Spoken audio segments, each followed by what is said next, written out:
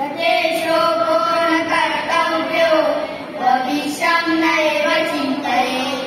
वर्तमानेन कालेन प्रवर्तन्ते विचक्षणाः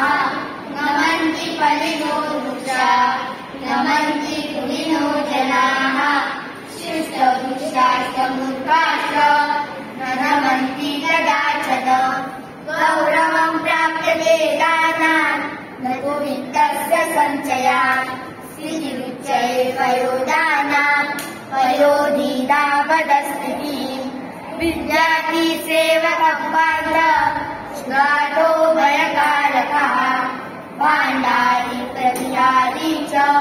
सप्तसूत्रान् प्रबोधयेत् आरोग्यं परमो लाभः सन्तोषः परमं धनम् विश्वासः परमित्रम् राष्ट्रसेवा परं सुखम् अस्थिरं जीवितं लोके अस्थिरे जनरोगते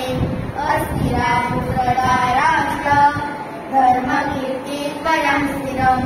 अविलायेन मे दुःखं छेदेन विवशेन वा यद्गतेव दुःखं भुञ्जया सदोदनम् आचारः कुलमाप्याति देशमाप्याभिभाषणम् सम्भ्रमं स्नेहमाप्याति बहुराप्याति भोजनम् अभ्यासेन क्रिया सर्वा अभ्यासात् सकला कलाः अभ्यासात् ज्ञानमौनानि किमभ्यासस्य दुष्करम् अस्थिरतरस्तां ऋषिदेवतात्मां हिमालयोदां नगाधिराजः पूर्वा